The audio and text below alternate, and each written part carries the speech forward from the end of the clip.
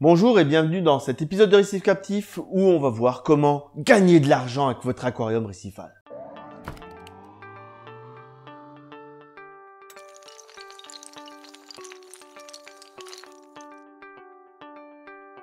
C'est une interrogation fréquente que j'ai quand on débute en récifal et c'est la question de comment gagner un petit peu d'argent avec mon aquarium parce qu'en effet, l'investissement étant important, on souhaite parfois avoir un retour sur l'investissement et essayer de rentrer un petit peu d'argent histoire de compenser ça, compenser la dépense en fait. Et c'est vrai qu'à force d'avoir cette question, je me suis beaucoup posé la question, moi aussi je me suis dit tiens, il y a peut-être quelque chose à faire. Mais quoi? Alors je vais vous donner les quelques pistes que j'ai trouvées. C'est des pistes, attention, ne vous attendez surtout pas à devenir riche. La machine à sous, je ne l'ai pas trouvée encore.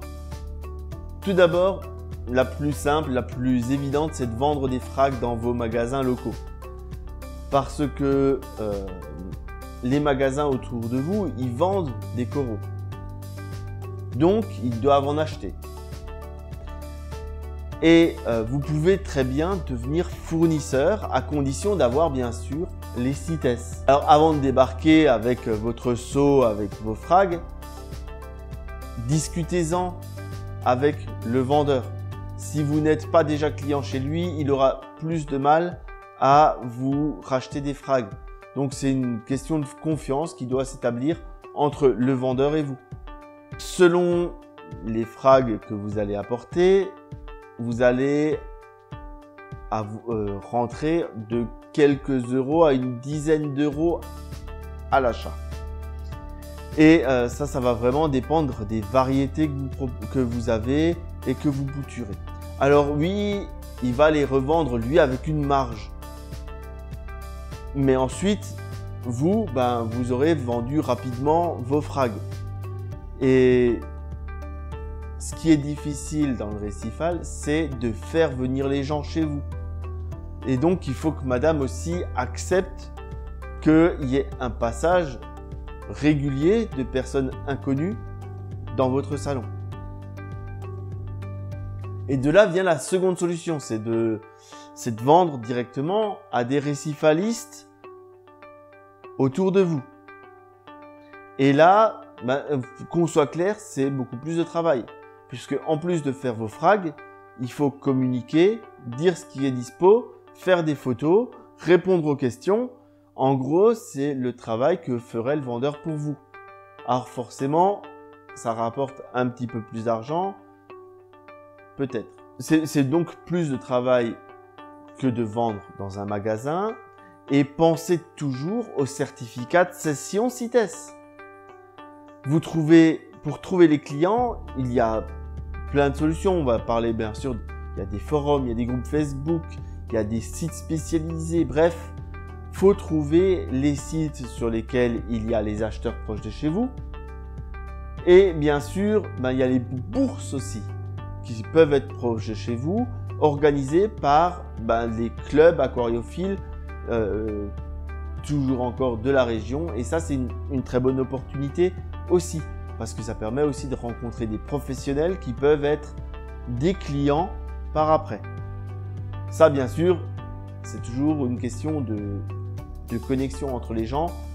Je vous garantis pas que si vous faites une bourse, vous aurez des professionnels qui voudront vous acheter des boutures. Ça dépend si le courant passe ou pas. Ça permet aussi de connaître les clubs autour de vous. Certains clubs peuvent organiser des échanges de boutures à tout moment et donc c'est toujours intéressant de les connaître. L'autre avantage des bourses, c'est que vous n'avez pas d'inconnus qui rentrent chez vous pour venir voir. Vous vendez sur place. Mais ça permet aussi de rencontrer des clients potentiels qui peuvent venir chez vous par après. L'inconvénient, c'est que vous allez toujours vous retrouver avec des négociateurs lourds qui, pour acheter une bouture à 10 euros, vont négocier pendant 2 heures. Et ça, pour l'avoir vécu, c'est pénible. C'est pour ça que personnellement, je ne fais ni l'un ni l'autre. C'est beaucoup plus simple. La troisième solution, c'est pas de vendre du corail, mais de vendre du contenu. En fait, si vous faites un blog et que vous le monétisez et que donc vous apportez votre expérience, ce qui vous arrive, qu'est-ce qui se passe dans votre bac, comment vous réglez tel ou tel problème, c'est quelque chose qui va intéresser les gens. Parce qu'à un moment, on va tous avoir ce problème ou autre. C'est là aussi beaucoup de travail. Parce que tenir un blog, ça veut dire créer, écrire. Faut aimer ça. Mais ces médias dits digitaux, ils sont dynamiques, ils engendrent des communautés, donc il y a les gens qui vont vous suivre et qui vont en parler entre eux, et il est possible de faire un tout petit peu d'argent avec ce type de contenu.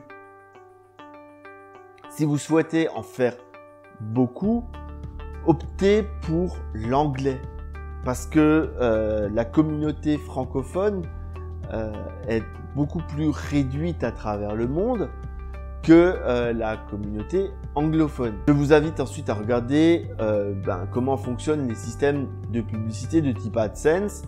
Certaines personnes ensuite peuvent, une fois qu'elles ont une certaine communauté, vendre en direct des espaces publicitaires à des marques. Il y a ensuite l'option Amazon Affiliate, si vous connaissez. Il y a des gens qui, en plus de leur blog, vont recommander certains produits sur Amazon avec un petit lien dans les articles, et quand vous achetez ce produit-là sur Amazon, il y a une commission qui est rétrocédée à la personne qui a créé l'article et qui a mis ce lien. Donc ça peut être aussi une façon de gagner un tout petit peu quelques euros. Bien sûr, si vous voulez que ça fonctionne, restez sur des produits qui sont en lien avec cette passion du blog que vous tenez sur le Récifal. C'est-à-dire que si vous mettez un lien pour vendre un vélo, pas certain qu'il y ait beaucoup de monde qui le suive pour acheter un vélo. En quatrième position, on va rester dans les médias et je vais vous dire démarrer une chaîne YouTube. C'est, je pense, la raison pour laquelle vous êtes ici. Peut-être que vous me suivez, peut-être que vous ne me suivez pas, peut-être que vous m'avez retrouvé via mon site web ou via une recherche dans Google ou directement sur YouTube. Enfin bref, c'est égal. Pour faire simple, une fois que vous avez déjà eu 10 000 vues et que vous avez un certain nombre d'abonnés, vous pouvez prétendre à de la publicité. Donc de la pub, toujours encore AdSense, parce que c'est YouTube, Google et ainsi de suite. Ensuite, selon votre concept de vidéo, parce que j'ai mon concept, je suis certain que vous pouvez en trouver d'autres. L'idée, c'est pas non plus de se copier. Eh bien, vous pouvez demander du sponsoring à une société pour apparaître dans vos vidéos éventuellement. Mais bon, pour que ça marche, il faut déjà avoir une grosse communauté, ce qui aujourd'hui, moi, ça commence, pour être honnête. Donc, je le marque quand c'est sponsorisé et j'en ai pas beaucoup aujourd'hui. Il y a, à mon sens, énormément de possibilités qui sont aujourd'hui encore inexploitées en termes de vidéos YouTube pour le récifaliste. Donc, il y a énormément de choses qui peuvent être faites. Ne serait-ce qu'une page où on parle des différents types de poissons, comment on les maintient. Une page avec les différents types de coraux, une petite vidéo, comment on les maintient. Quels sont les paramètres, quels sont les courants. Bref, ça c'est juste des idées, mais que moi je pourrais pas exploiter. J'ai pas le temps pour tout faire. Donc je vous donne même quelques pistes ou idées, éventuellement si ça vous plaît, si vous vous sentez compétent là-dedans. Et si vous ne vous sentez pas compétent, il faudra un petit peu de recherche et vous deviendrez compétent. Et en même temps, avoir plusieurs visions des choses, ça permet au récifaliste de trouver ce vers quoi il veut aller.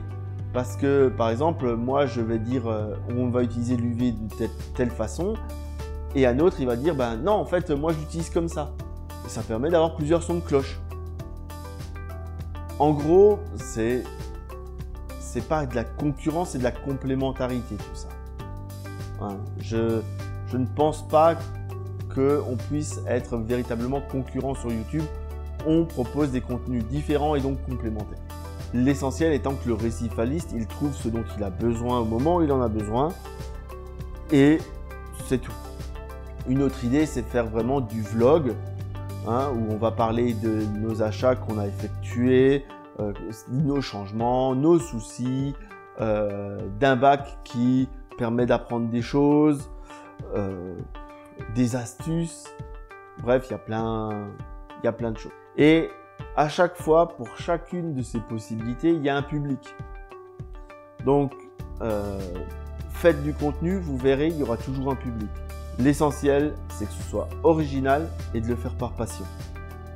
Si vous le faites pour devenir célèbre, choisissez pas le récifal. Il y a trop peu de monde. Et encore une fois, ne vous attendez pas à devenir riche. Si tout va bien, dans 5 ans, ça aura payé le matériel que j'ai acheté pour démarrer cette chaîne. C'est peut-être une rentrée d'argent si vous vous débrouillez mieux que moi ou comme moi. Encore une fois, la valeur sur YouTube, c'est vraiment votre avis.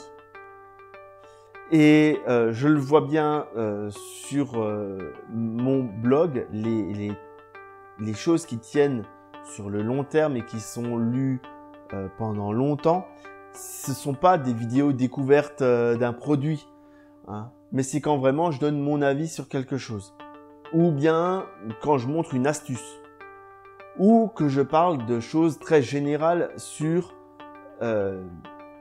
notre hobby, notre passion, des termes très généraux.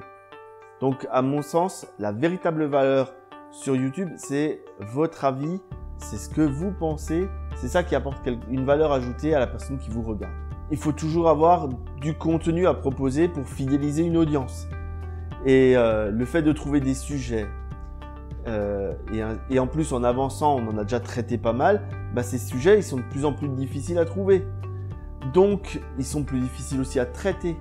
Et si l'objectif c'est de recevoir des produits gratuits et puis c'est tout, eh ben à mon sens ça ne fonctionnera pas. Et il faut aussi qu'il y ait de la passion derrière et avoir une voix intéressante à écouter et véritablement un avis. Ensuite, il y a les YouTube Live.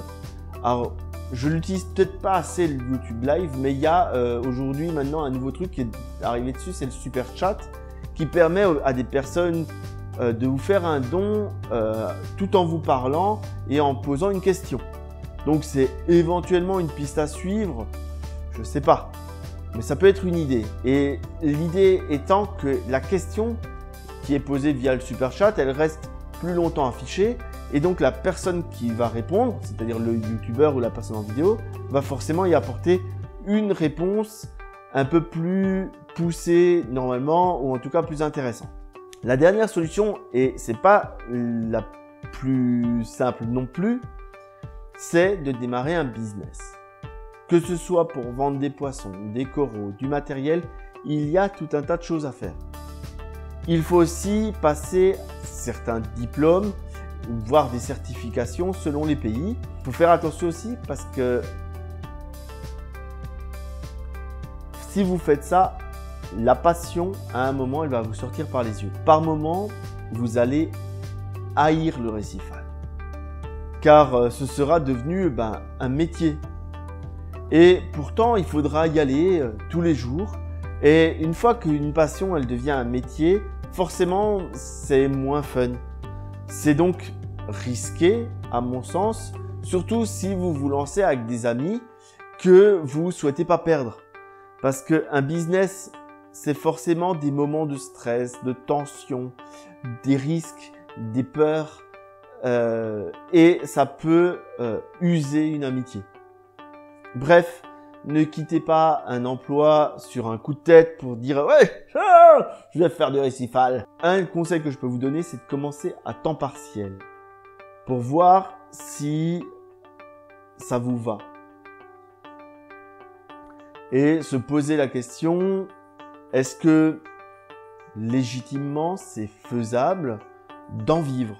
Ou bien est-ce que je retourne à la passion et je laisse cet aspect professionnel à quelqu'un d'autre? C'est des décisions qui ne sont pas évidentes à prendre.